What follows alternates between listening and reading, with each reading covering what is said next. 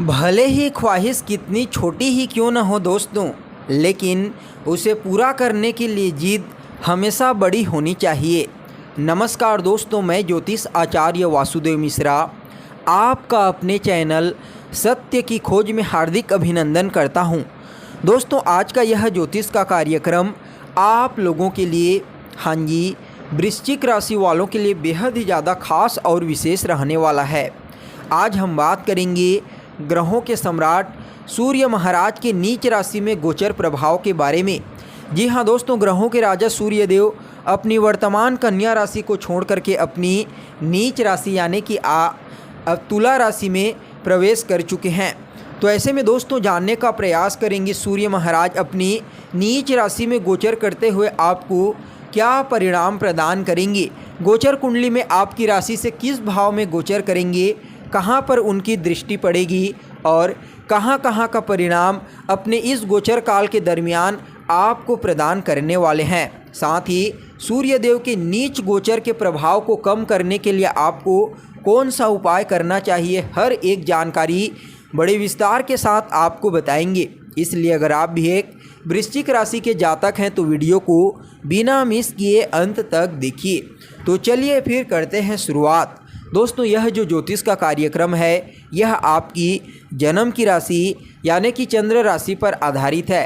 अगर आपको अपनी जन्म की राशि मालूम नहीं है तो आप इसे अपनी प्रचलित नाम राशि के आधार पर समझ सकते हैं। और अगर आप अपनी जन्म कुंडली पर हमसे परामर्श लेना चाहते हैं तो वीडियो के डिस्क्रिप्शन बॉक्स में और वीडियो के अंदर आपको नंबर मिल जाएगा, जहां से आप संपर्क करके अपनी जन्म कुंडली का बड़े विस्तार के साथ विश्लेषण करवा सकते हैं। तो दोस्तों देखिए, जो सूर्य देव होते हैं वह हमारे लिए बहुत ही महत्वपूर्ण ग्रह माने जाते हैं। सूर्य देव को इस सृष्टि में ऊर्जा का कारक ग्रह कहा जाता है। इसके अलावा सूर्य देव ज्योतिष शास्त्र के मुताबिक न सिर्फ ऊर्जा के कारक होते हैं बल्कि यह हमारे जीवन में मान सम्मान, पद प्रतिष्ठा, प्रसिद्धि, सफलता और आरोग्यता के कारक होते हैं।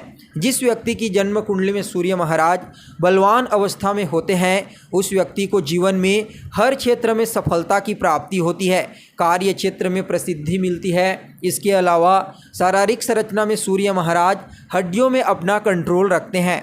तो ऐसे में दोस्तों जिसकी कुंडली में सूर्य देव बलवान होते हैं उस व्यक्ति की हड्डियां भी काफ़ी मजबूत होती है, जबकि जिसकी कुंडली में सूर्य देव कमज़ोर होते हैं उसकी हड्डियां भी कमज़ोर होती है। इसके अलावा सूर्य देव के बिना न ही आप अपने जीवन में सफलता प्राप्त कर सकते हैं और न ही मान सम्मान और प्रसिद्धि प्राप्त कर सकते हैं। इसलिए दोस्तों सूर्य देव का हर किसी की कुंडली में बलवान होना बेहद ही आवश्यक माना जाता है। जब भी सूर्य महाराज अपनी उच्च राशि यानी कि मेष राशि में गोचर करते हैं तो अपना श्रेष्ठ और उत्तम परिणाम देते हैं, लेकिन जब सूर्य महाराज अपनी नीच राशि यानी कि तुला राशि में गोचर करते हैं तो वह हमेशा ही बहुत ही नेगेटिव परिणाम प्रदान करते हैं। ऊपर से जब पाप ग्रहों के साथ में होते हैं या फिर जब पाप ग्रहों से दृष्ट होकर के अपनी नीच राशि में गोचर करते हैं तो नेगेटिव परिणाम थोड़े बढ़ करके प्रदान करते हैं। तो ऐसे में दोस्तों सूर्य देव के इस गोचर काल का, नीच राशि में गोचर काल का विश्लेषण करके आपके लिए 3 महत्वपूर्ण भविष्यवाणी तैयार की गई है, जिनमें पहली भविष्यवाणी दोस्तों आपके लिए आपके 12वें स्थान से संबंधित है, क्योंकि सूर्य महाराज अपने इस गोचर काल के दौरान आपके 12वें स्थान में गोचर कुंडली में गोचर करेंगे। तो ऐसे में दोस्तों देखिए, जो 12वां स्थान होता है वह मुख्य रूप से आपके खर्चों का होता है, लेकिन आपके निवेश के बारे में भी यहीं से विचार किया जाता है। तो ऐसे में सूर्य महाराज का कुंडली के 10वें भाव के अधिपति बनकर के 12वें स्थान में गोचर करना गोचर कुंडली में आप लोगों के लिए किसी भी मायने से लाभदायक नहीं है। इस समय आपके खर्चे अनियंत्रित हो सकते हैं। जी हाँ दोस्तों, इस समयावधि में आपको सोच समझ करके खर्च करने की सलाह दी जाती है। फिजूल की चीज़ों में, बेकार की चीज़ों में आपका धन खर्च हो सकता है। आपने मेहनत से जो धन कमाया है उस धन को इस समय किसी ऐसी जगह पर आप निवेश कर सकते हैं जो आपके लिए नुकसानदायक साबित होगा।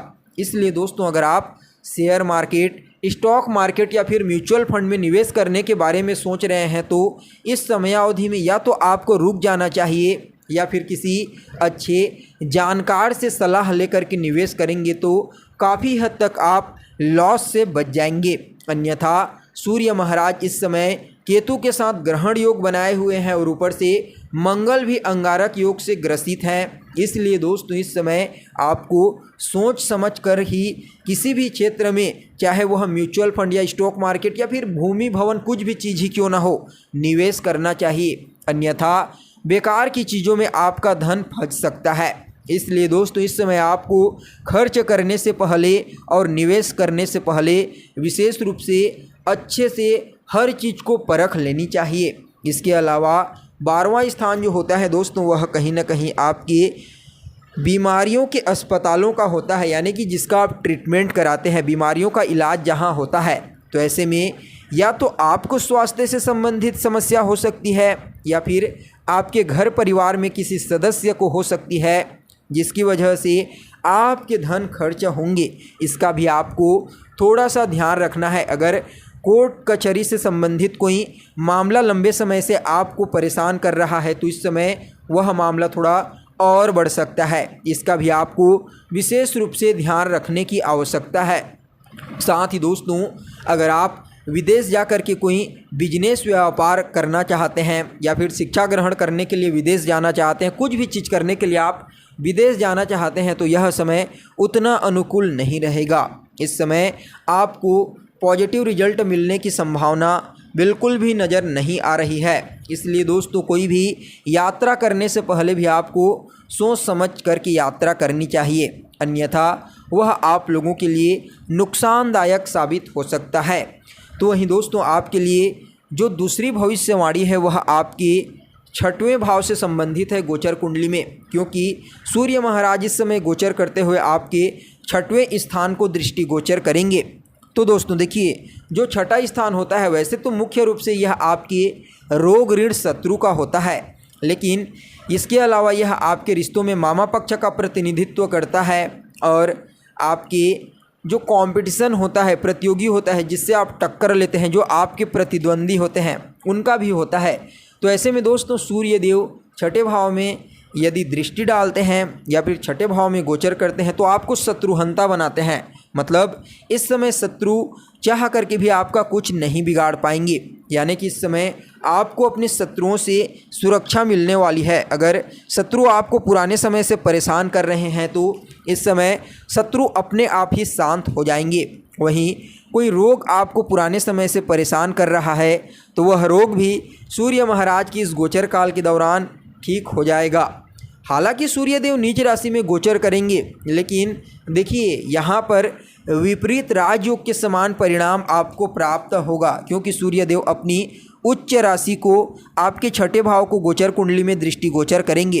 तो ऐसे में दोस्तों रोग ऋण शत्रु से इस समय आपको काफ़ी हद तक रिलीफ मिलने वाली है।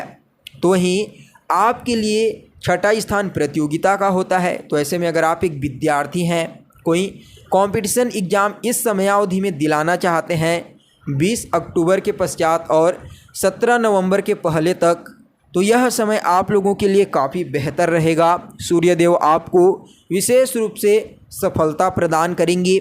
तो वहीं दोस्तों आपके मामा पक्ष में भी संबंधों में मजबूती इस समय देखने को मिलेगी। तो वहीं दोस्तों आपके लिए जो अंतिम और तीसरी भविष्यवाणी है वह आपके 10वें भाव से संबंधित है गोचर कुंडली में, क्योंकि सूर्य महाराज आपके 10वें स्थान के अधिपति बनते हैं और जो 10वां स्थान होता है वह आपके कार्य क्षेत्र का होता है। कार्य क्षेत्र के स्वामी बन करके नीच राशि में गोचर करेंगे 12वें स्थान में। तो ऐसे में आपको कार्य क्षेत्र में कुछ न कुछ प्रॉब्लम अवश्य फेस करनी पड़ेंगी। खास करके जो लोग सरकार से जुड़ करके कार्य करते हैं, सरकारी नौकरी करते हैं, उन लोगों के लिए यह समय थोड़ा चुनौतीपूर्ण साबित होगा। इस समय आपको अपने कार्य क्षेत्र में चाहे प्रॉफिट प्राप्त करने के लिए हो या फिर मान सम्मान, पद प्रतिष्ठा और प्रसिद्धि प्राप्त करने के लिए हो, थोड़ा सा ज़्यादा ही स्ट्रगल करना पड़ेगा। इसके अलावा अगर आप किसी भी प्रकार की कोई लापरवाही करते हैं अपने कार्य क्षेत्र में तो नुकसान आपको उसका 4 गुना ज़्यादा अधिक देखने को मिलेगा। इसलिए दोस्तों इस समय आपको अपने कार्य क्षेत्र में किसी भी प्रकार की लापरवाही करने से बचना चाहिए, अन्यथा इस समय आपको बहुत ही ज़्यादा नुकसान लॉस हो सकता है। इसका विशेष रूप से ध्यान रखिए। साथ ही कार्य क्षेत्र में थोड़ा सहयोगियों का बर्ताव भी थोड़ा रूखा रूखा रहेगा, इसका भी ध्यान दीजिए। यानी कि कुल मिलाकर के देखा जाए तो कार्य क्षेत्र के दृष्टिकोण से सूर्य महाराज का गोचर काल अपनी नीच राशि में गोचर करना आपके लिए किसी भी दृष्टिकोण से उतना अनुकूल साबित नहीं होगा। इसलिए दोस्तों इस समयावधि में आपको थोड़ा सा सावधान होकर के कार्य करने की ज़रूरत है। पूरी ईमानदारी के साथ बिना लापरवाही बरते बहुत ज़्यादा अपना समय दीजिए कार्य क्षेत्र में, आपके लिए अच्छा रहेगा, अन्यथा कोई प्रॉब्लम हो सकती है। वैसे तो कोई बहुत बड़ी प्रॉब्लम नहीं होगी, क्योंकि सूर्यदेव छठे भाव में गोचर करेंगे तो आपके जो प्रतिद्वंदी रहेंगे वैसे तो उनको समाप्त ही कर देंगे, इसलिए ज़्यादा घबराने की कोई बात नहीं है। लेकिन फिर भी सूर्यदेव की इस गोचर काल को बेहतर बनाने के लिए आपको कुछ उपाय भी अवश्य करना चाहिए। रोजाना सूर्योदय से पहले सोकर के उठ जाइए, सूर्यदेव के बीज मंत्र ओम घृणी सूर्याय नमः इसका सूर्य महाराज को अर्घ्य प्रदान करने के पश्चात 108 बार जाप कीजिए और लोगों की रविवार के दिन सहायता कीजिए। इससे काफ़ी हद तक जो नेगेटिविटी गोचर काल के दौरान मिलने वाली है वह नहीं मिलेगी। तो दोस्तों कैसी लगी आपको जानकारी, कमेंट कीजिए, लाइक कीजिए और बने रहिएगा हमारे साथ। फिर मिलते हैं एक नए और ताज़ा एपिसोड में, तब तक के लिए नमस्कार।